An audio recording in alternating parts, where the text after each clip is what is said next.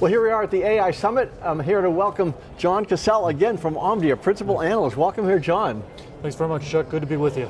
So you're an expert in semiconductors, obviously. Tell me what's going on in that arena these days. Well, in the AI semiconductor area, there's a very interesting phenomenon going on. It's something that's been observed in the semiconductor industry for many years. It's called Makimoto's wave. It's called what? Makimoto's wave. Excuse me, invented by Sugio Makimoto. He was the chief technology officer of Sony back in 1991.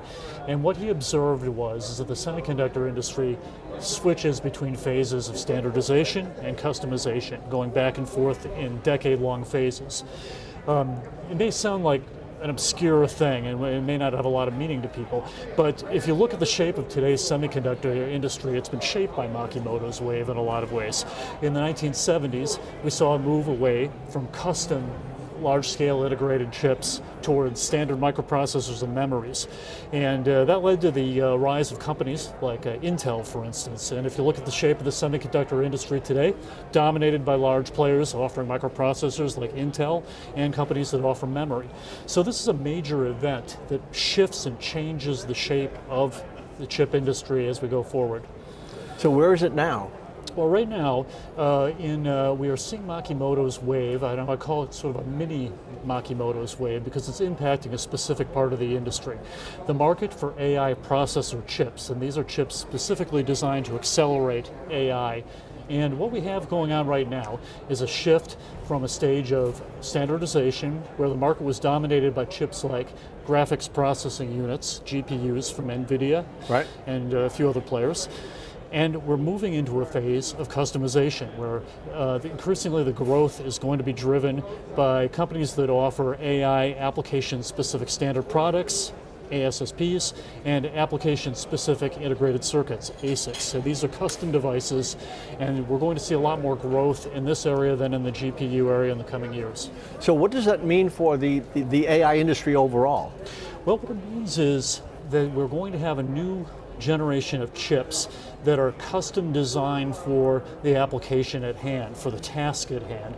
And what we're looking at is a phenomenon called workload optimization. And it's happening increasingly in the AI market where chips are specifically designed to run specific workloads efficiently. So how long do you see this phase going? Is there a rule on that? Well, in the past, these have lasted about a decade. A decade? Yeah. Wow. Yeah, so I would expect to see that once again in this area. A decade-long shift to customization out there in the AI market. And where are we in this to say it's a decade? Are we at the very beginning right now? I'd say this is something that's been developing over the past couple of years, but really gained momentum last year and has really become a major topic of conversation this year.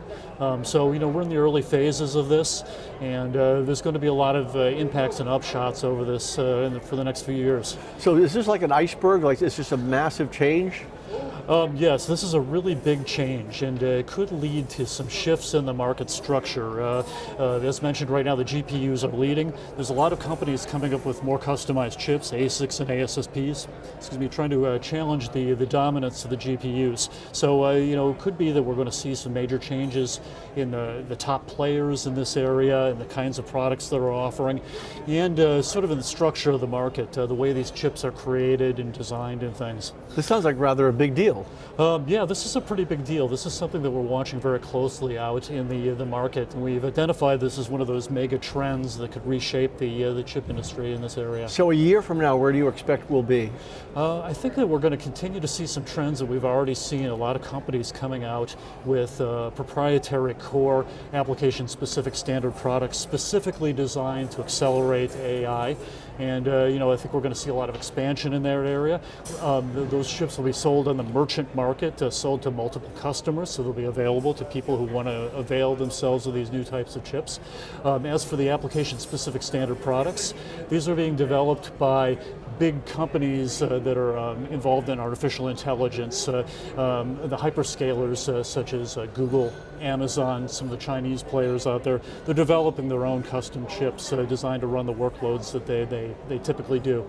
Well, we'll be interested to stay in touch with you on this. This is fascinating. Thank you very much, Jon Cassell. Thanks.